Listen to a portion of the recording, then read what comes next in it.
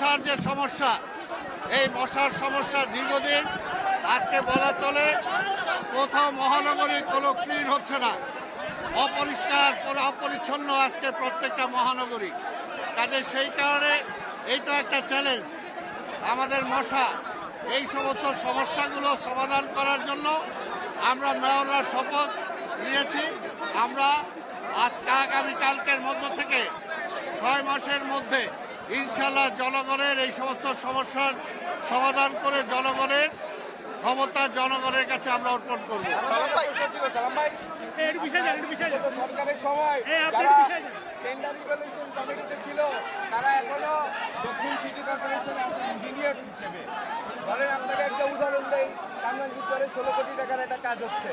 এখন আপনি যাই দেখলেন আপনার টেবিলে সেই কাজ করে আছে। এখন কি আপনি নতুনভাবে এগুলা টেন্ডার দিবেন কিনা, এবং যারা আগে দুর্নীতি করেছে যেগুলা রিপোর্টে এসেছে তাদের বিরুদ্ধে কি ব্যবস্থা নেবেন একজন প্রশাসক হিসাবে? অভিভাবক দুর্নীতি দমনের জায়গায় জিরো টলারেন্স থাকবে আমাদের। তো সেই জায়গায় আমরা অবশ্যই চেষ্টা করব, যদি কোথাও কোনো দুর্নীতি হয়ে থাকে তাহলে সেগুলো সরকারের যথাযথ পদক্ষেপ গ্রহণ করবে, সেটা অন্তত আমরা বলতে পারি। এবং সামনের দিকে যাতে কোনো দুর্নীতি কোনো অনাচার না হতে পারে সেটার জন্য আমরা চেষ্টা করব।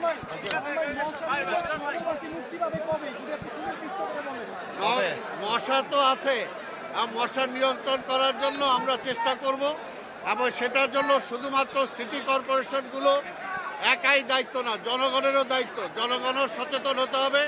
পরিষ্কার পরিচ্ছন্নতা শুধুমাত্র সিটি কর্পোরেশন করতে পারবে না যদি জনগণ নাগরিক সচেতন না হয়।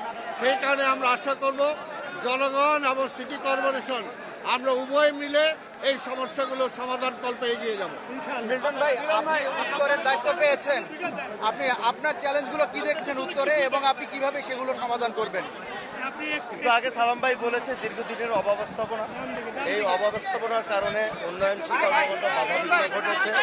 অনেক জায়গায় যারা ওয়ার্ক অর্ডারের পরেও নির্দিষ্ট সময়ের মধ্যে অনেক উন্নয়নমূলক কর্মকাণ্ড এখনই সমাপ্ত ঘটাতে পারিনি, শেষ করতে পারিনি।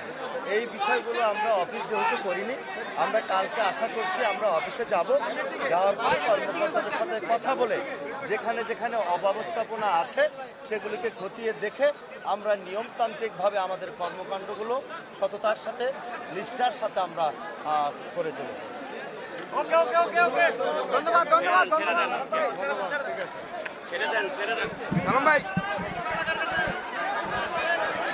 ভাই এটা কার, আমিও ধরে রাখছি ভাই।